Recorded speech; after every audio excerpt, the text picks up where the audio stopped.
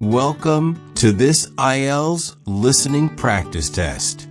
There are 4 sections and 40 questions in total. Each recording is played only once. You'll have time to read the questions before each part and check your answers afterward. At the end, you'll get 10 minutes to transfer your answers.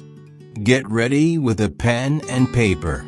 Now let's begin section 1.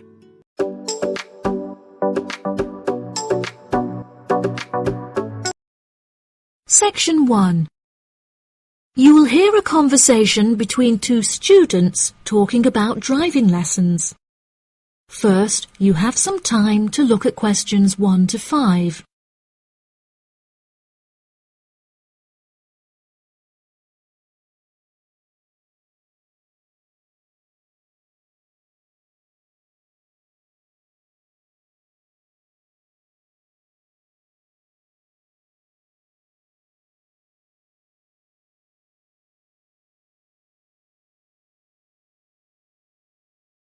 You will see that there is an example that has been done for you.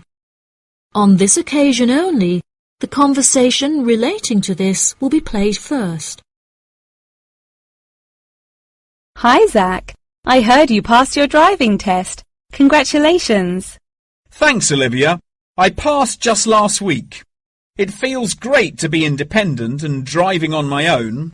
I really want to take driving lessons, but I haven't been able to find a driving school that will give lessons during the weekends, so that I don't have to miss any classes at college.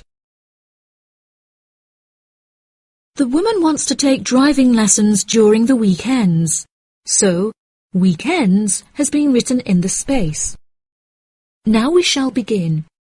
You should answer the questions as you listen, because you will not hear the recording a second time. Listen carefully and answer questions 1 to 5. Hi, Zach. I heard you passed your driving test. Congratulations. Thanks, Olivia. I passed just last week.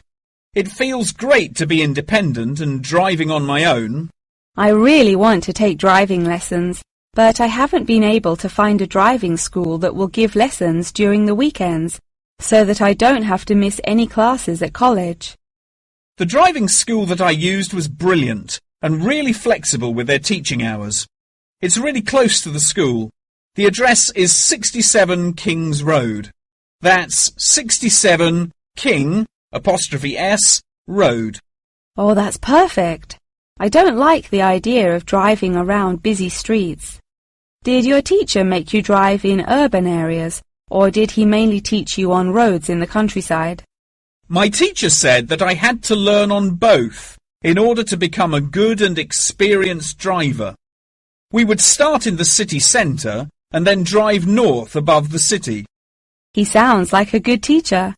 Would you mind giving me his contact details so I can ask him for lessons?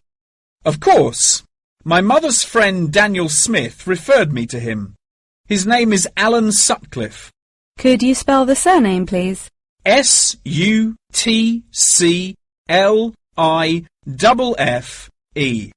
Thanks for helping me out. I'll give him a call tomorrow. I don't know if I should learn in a manual or automatic car.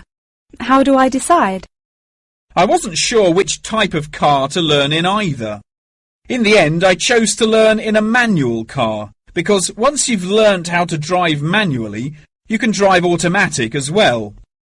Most cars on the road are automatic nowadays. Okay, I think I'll learn with the manual car too then. Hopefully the teacher will be able to give me lessons in the evenings after school. It would be much better if you take the lessons during the day. It will be far easier for you to learn when there is enough daylight to clearly see everything going on around you. But you need to be an experienced driver to drive safely at night. How frustrating. I was hoping I wouldn't have to take lessons during the weekends. You're right, though. Safety comes first. Before you hear the rest of the conversation, you have some time to look at questions 6 to 10.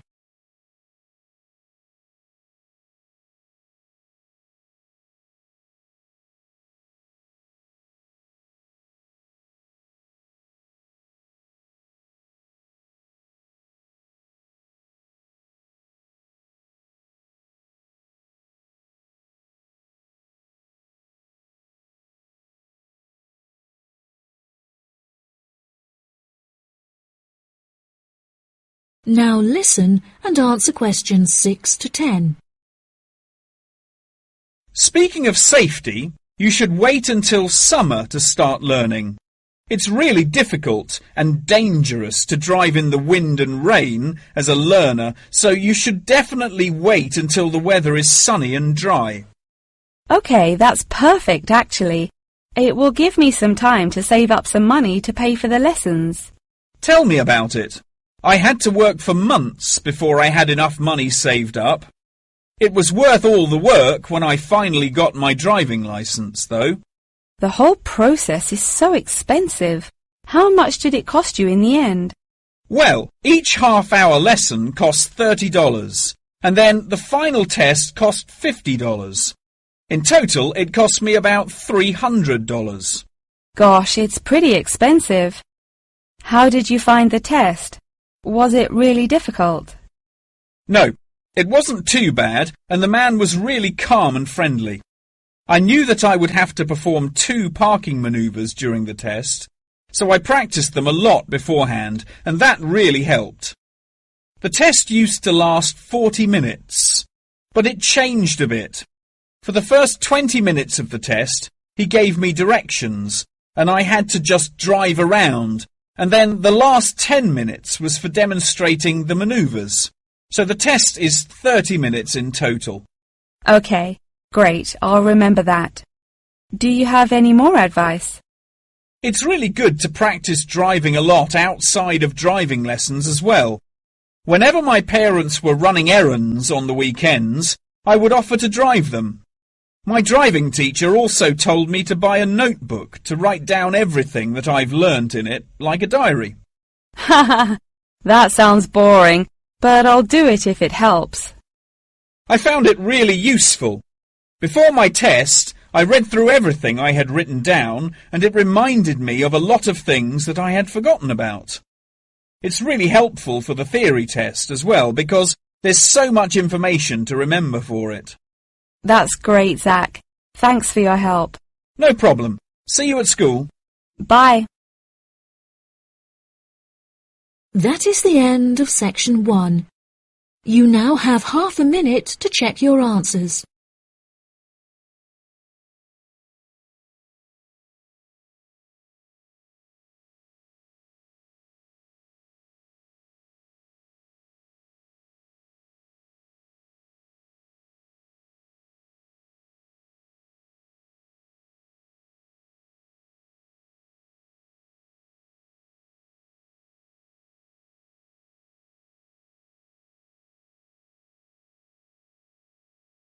Now turn to section 2.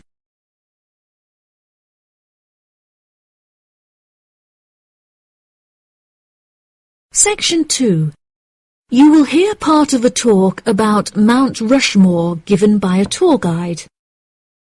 First, you have some time to look at questions 11 to 15.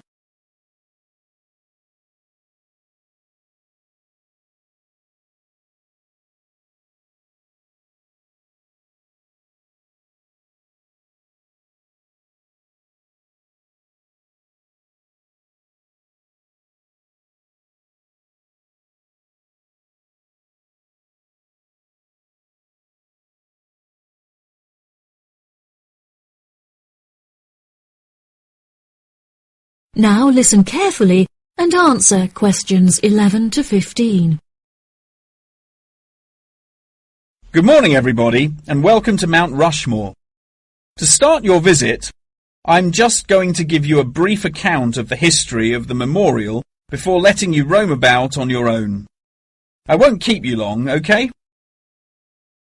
Mount Rushmore is South Dakota's top tourist attraction and features the heads of 4 United States presidents: George Washington, Thomas Jefferson, Theodore Roosevelt, and Abraham Lincoln. Each head is 18 meters tall, which is taller than the heights of 11 people combined. The sculptor initially wanted to depict the presidents from head to waist, but due to a lack of funding, the construction had to stop before this vision could be realized. In total, it cost the government $1 million to sculpt the heads at Mount Rushmore. Before the construction of the president's heads, the mountain was just bare rock and forest, attracting only a few hikers a year. The new carving at Mount Rushmore has become an iconic symbol of presidential greatness and has appeared in works of fiction and other popular works. The sculpture has also worked perfectly as a way to develop tourism, which was its intended purpose, and now attracts over 2 million people a year. The original plan was to carve the president's faces into the granite pillars known as the Needles. However, the sculptor soon realized that these rocks were too eroded and delicate to support such a large sculpture. Instead, he chose to locate the carving at Mount Rushmore due to its grand appearance and brightly lit rock faces that experience maximum exposure to sunlight throughout the day as a result of the southeast orientation. Upon seeing Mount Rushmore, the sculptor declared, "America will march along that skyline." The name of Mount Rushmore also has an interesting history. The location was originally known as the Six Grandfathers. However, during an expedition in 1885, the mountain was renamed after Charles E. Rushmore, a prominent New York lawyer who joked that his annual treks to the mountain had earned him the right to have it named after him. 40 years after the mountain was renamed, Charles E. Rushmore donated $5,000 towards the sculpting of the president's heads, the largest single contribution. In 1927, the construction work started and 7 years later was complete with no fatalities. So that's the history for you. If you'd like any more information, please feel free to ask me questions, or you can soak up the information from our fantastic guidebook. Before you hear the rest of the talk, you have some time to look at questions 16 to 20.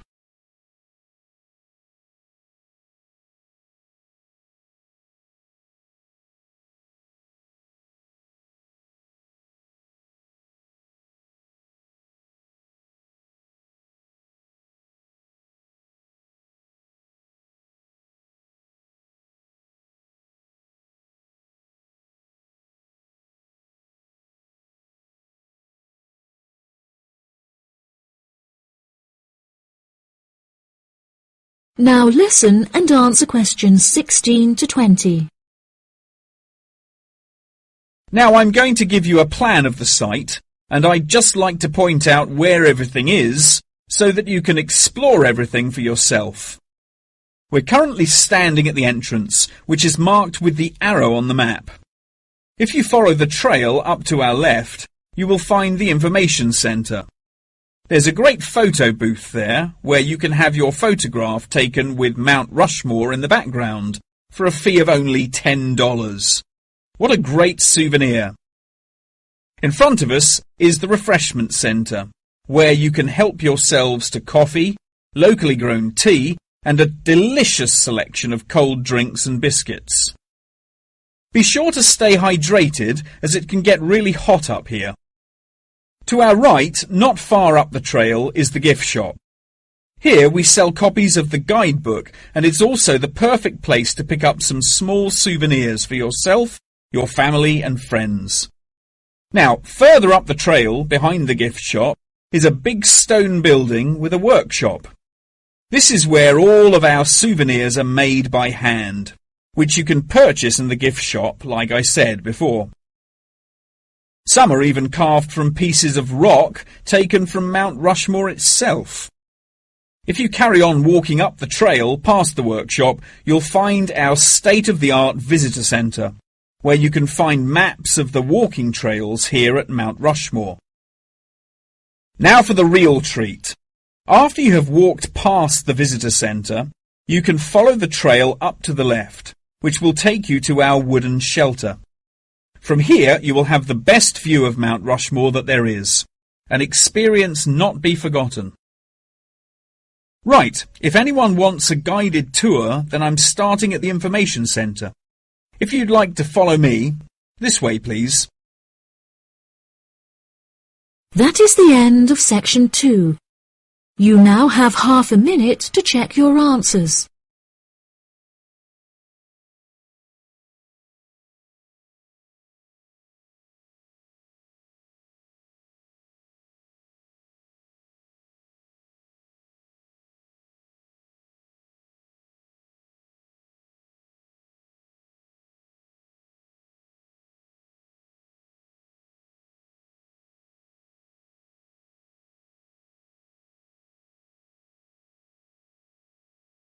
Now turn to section 3.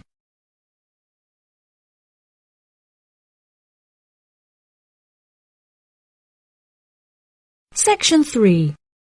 You will hear a conversation between a professor and a student talking about taking a course. First, you have some time to look at questions 21 to 25.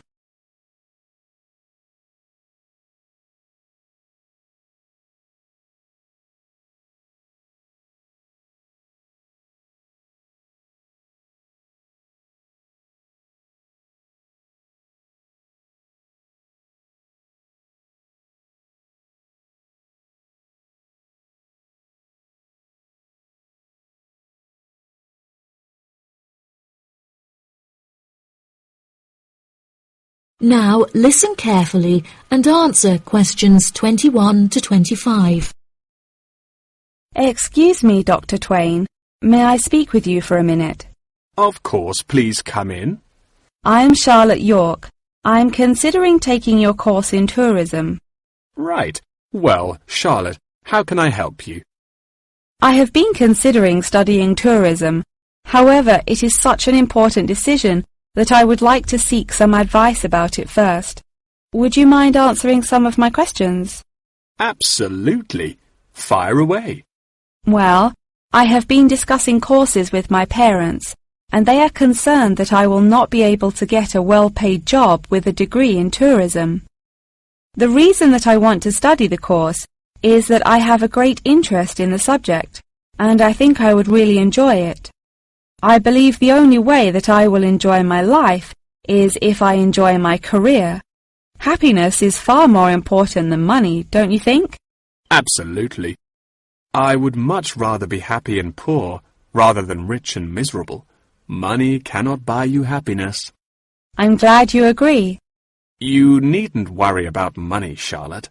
A large part of the tourism course is dedicated to teaching students how to manage finances, a skill that you can apply to your everyday life as well. I would also recommend that you take a sideline course in time management, as this can be incredibly useful in efficiently planning your workload. Efficiency is the key to success. I'll remember that.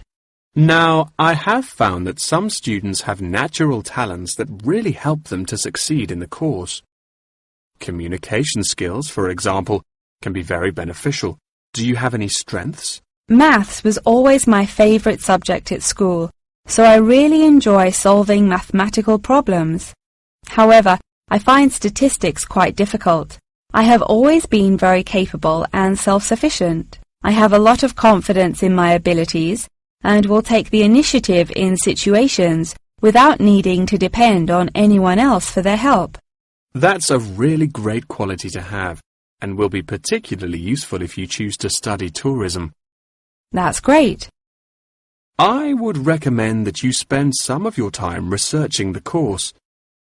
A lot of people who are uneducated on the subject claim that tourism is a shrinking industry and that it will become irrelevant in the future.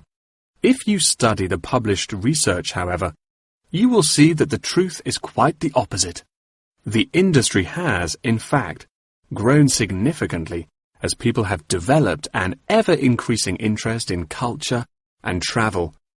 Have you compared the university course with a polytechnic? Yes, I have. I was interested in studying the course in modules. However, the university doesn't offer that option. I don't have enough funds to be able to attend an expensive university, so I was relieved to see that the course is quite affordable. I also considered attending a summer school instead of university to save money, and so that I could work during the rest of the year. But I really wanted the university experience. I think that university would suit you well. Before you hear the rest of the conversation, you have some time to look at questions 26 to 30.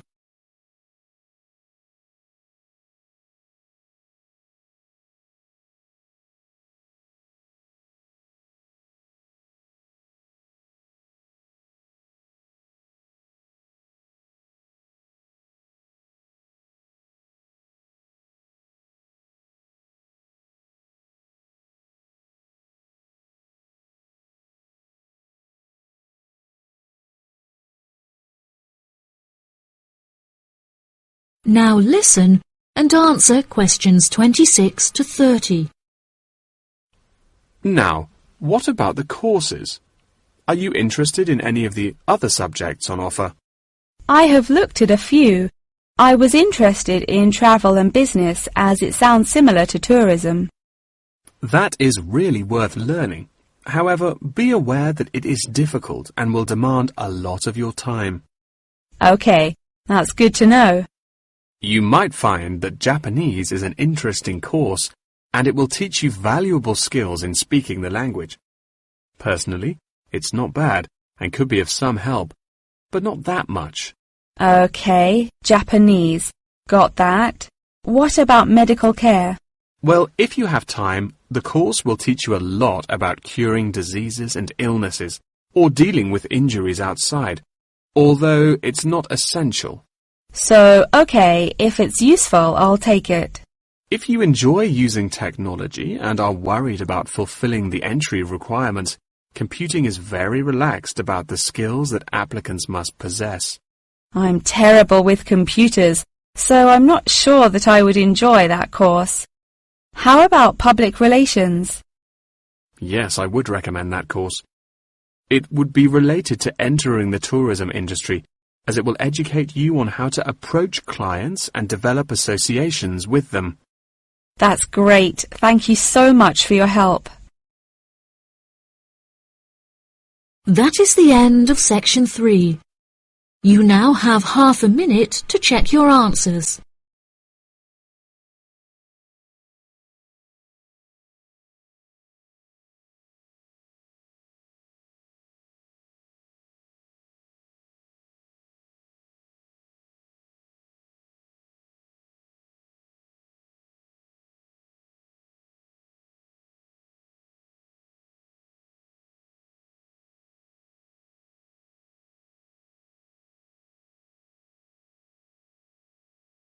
Now turn to section 4.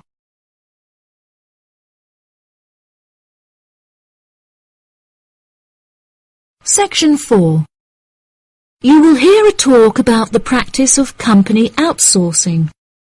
First, you have some time to look at questions 31 to 40.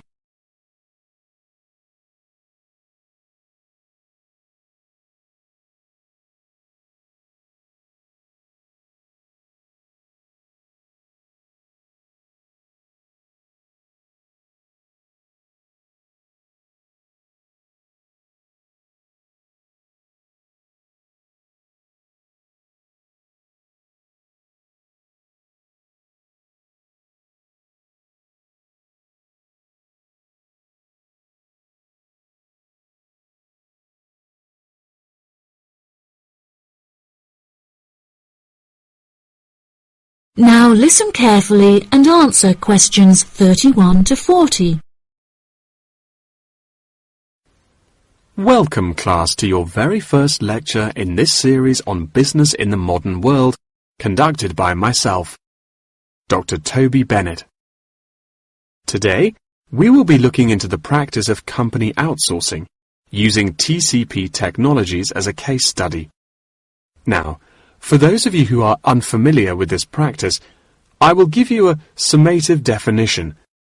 Company outsourcing involves the contracting of various business activities by one company to another. This practice will sometimes occur from a Western company to a party based in a third world country, the rationale being to make significant financial savings on lower international labour rates and to potentially increase quality. Now, Our case study for today is TCP Technologies, a party located in India that receives outsourced tasks from Western companies. The manager of TCP Technologies is a man called Manjeet Khanna, who has personally developed a series of aims and philosophies by which the company is expected to operate. He claims that the most important of these philosophies is to create a workplace where each individual member has the opportunity to contribute their opinion to the operations of the company. That is to say that he found it important to develop a democratic environment. As a means of ensuring quality from every individual at TCP Technologies, a grading system has been developed that encourages an ethos of hard work and recognizes accomplishment. This grading of individuals is based upon a series of factors such as turnover, hours worked, and efficiency. Every month, Khanna publishes the grades on an internal website, where staff can access not only their own grades, but also compare it to others. A spirit of playful competitiveness has developed through this method, which has resulted in increased efficiency and turnover across the company. Khanna also saw it as essential to develop a culturally diverse group of employees as a means of presenting a multifaceted image that would appeal to a host of potential employees from across the globe. This cultural openness has not only increased the quantity of incoming contracted opportunities by 7%, but has also benefited the company itself significantly. A level of transparency now exists that had not before been apparent. According to questionnaires carried out recently, these newly introduced measures have significantly increased the rate of staff satisfaction, which has subsequently led to an increase of 32% in the company's income. These figures are truly admirable and serve as a testament to the measures that Khanna has introduced to the workplace at TCP Technologies. In a recent interview published by The Economist, he declared, "The figures speak for themselves. My system works." When asked if he had any advice for companies on methods they could employ to streamline workflow and increase turnover, he replied, "It's simple, really. A company must see itself not as one entity comprised of nameless components, but instead as a living organism composed of cells, each one essential to the functioning of the whole. I suggest that the motto by which your management operates will be employee first."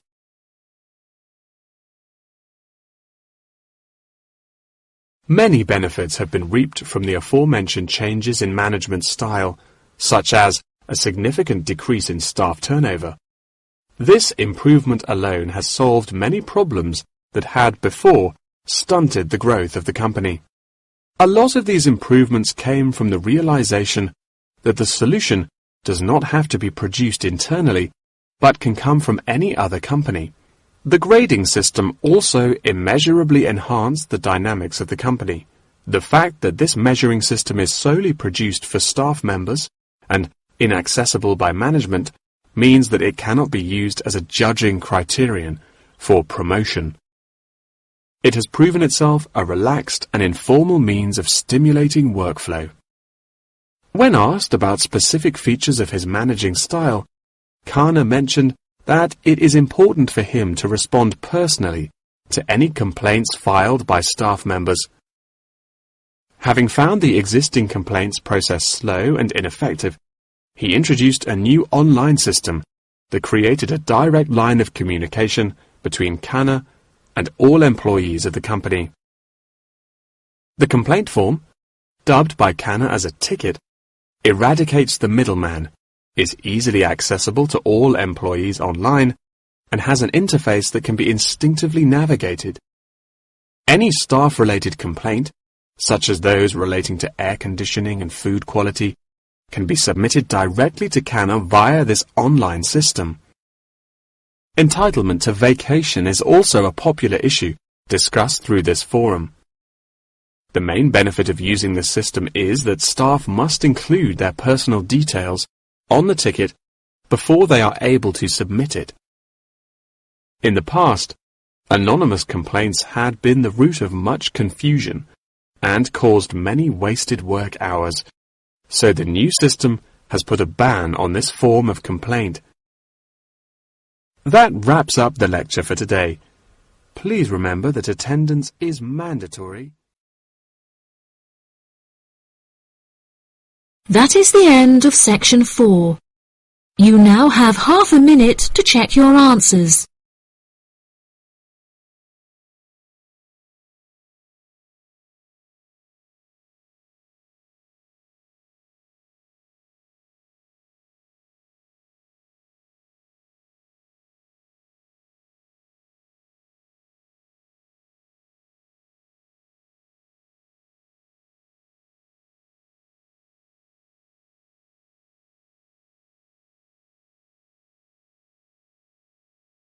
That is the end of the listening test.